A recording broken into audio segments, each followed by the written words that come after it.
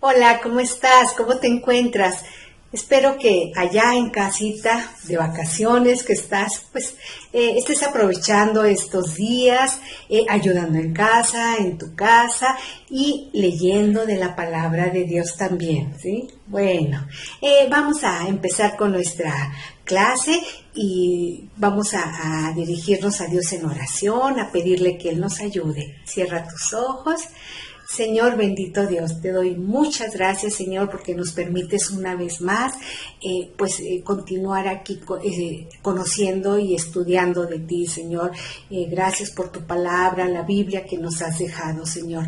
Gracias porque podemos ver la historia del apóstol Pablo, de qué manera tú lo estuviste con él, Señor. Gracias. Y nosotros podemos aprender que así como estuviste con él, tú estás con nosotros, Señor. Pongo en tus manos esta clase y te lo pido por los méritos hechos en la cruz de tu Hijo, Señor Jesús. Amén. Bueno, pues seguimos, hoy terminamos, ya en la tercera parte de nuestra serie, bueno, es la serie de Pablo y sirva a nuestro Señor viviente. Pero la clase del día de hoy, la lección que estamos viendo, que ya es la tercera, la conclusión de Pablo y los adoradores de ídolos. Bueno, recuerdas que en su viaje misionero, Pablo se encontraba en la ciudad de Éfeso, esa ciudad donde adoraban a la diosa Diana.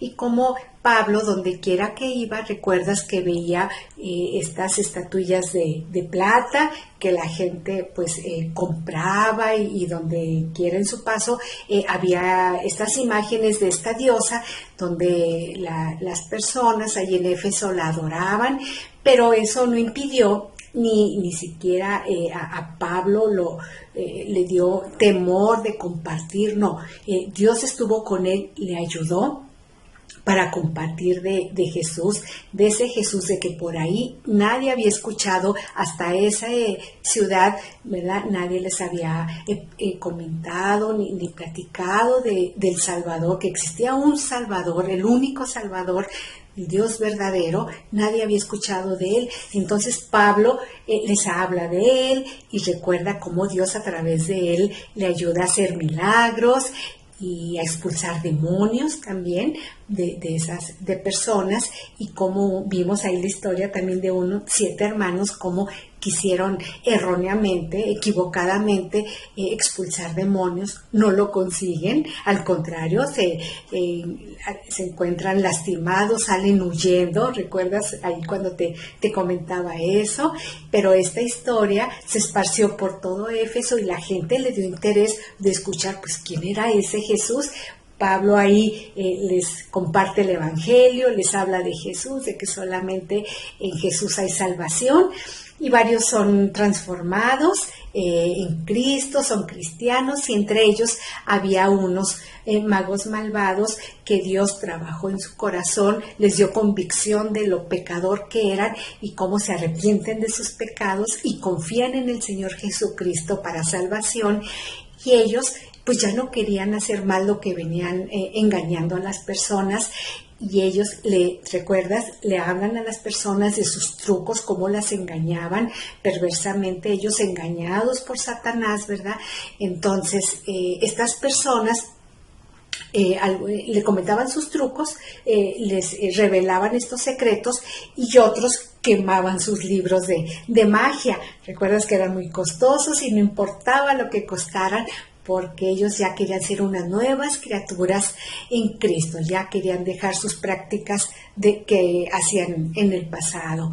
Bueno, entonces de ahí vimos cómo en la clase pasada había un hombre llamado Demetrio, ¿recuerdas? Que pues él se molestó, se enojó porque pues su negocio, como él se dedicaba a hacer estas estatuillas de plata, se veía amenazado porque veía que cada vez gente le compraba ¿verdad? Menos gente iba a su negocio a comprarle estas estatuillas, pues él convoca a los demás plateros, que pues ellos no habían creído en Jesús ni Demetrio. Entonces, ¿cómo se genera ese alboroto? ¿Recuerdas que se hizo un revuelo, que llegan hasta la plaza del teatro de ahí de la ciudad de Éfeso, y como hubo un escándalo?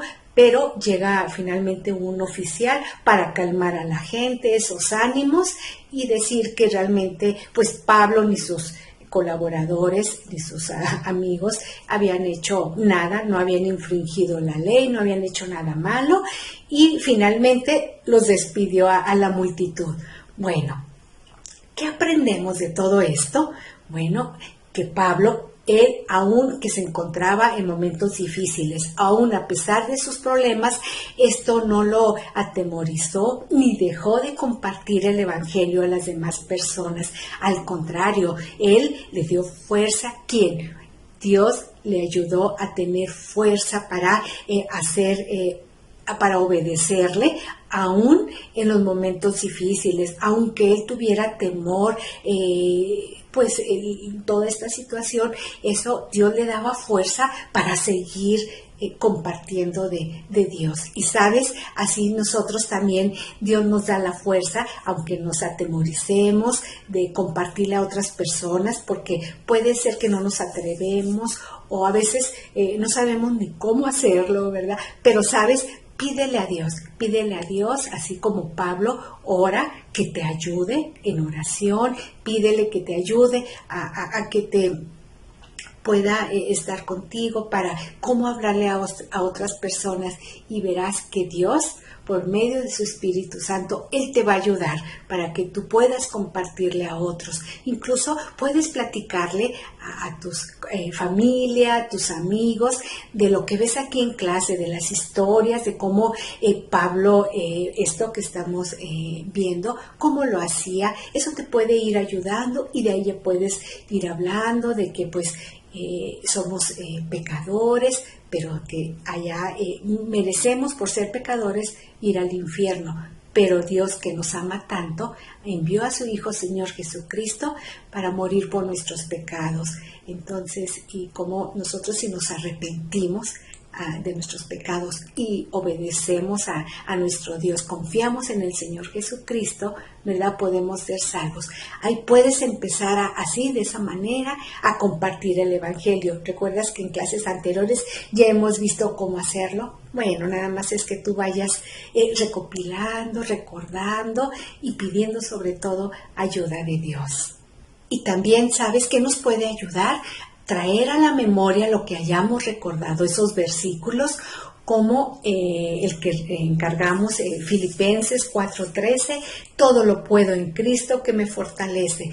Tal vez aquí podamos pensar que Pablo escribió este versículo cuando se encontraba en un momento de paz, de tranquilidad, pero no, ¿sabes? Él, cuando escribió este libro, que inicialmente no era un libro, sino era una carta que él escribía a los creyentes. ¿Recuerdas en sus viajes misioneros, las iglesias que se iban ahí edificando, se iban formando por creyentes que Pablo les compartía? Bueno, él luego les escribía cartas para animarlos, fortalecerlos en la fe, que no dejaran de obedecer a nuestro gran Dios. Entonces, él, estando en una cárcel, escribe esta carta para los creyentes de Filipos. ¿Recuerdas esos filipenses que fueron creyentes?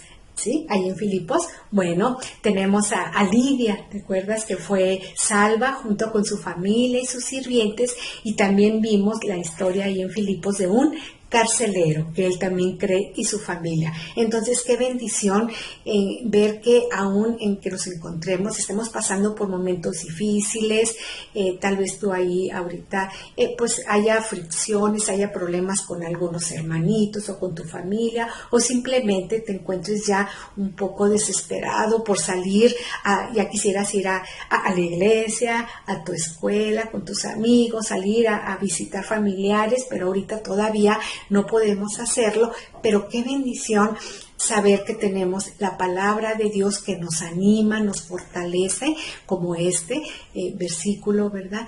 Y nos anima a Dios a hacer lo correcto, aun cuando nos dé miedo, aun cuando no querramos, nos ayuda a obedecerle. Bueno, qué bendición. Gracias a Dios por ello, así como Dios estuvo con Pablo, también saber que Dios está con nosotros.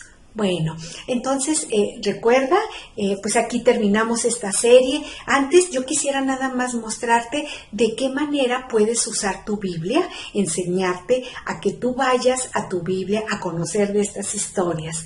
Bueno, vamos a verlo.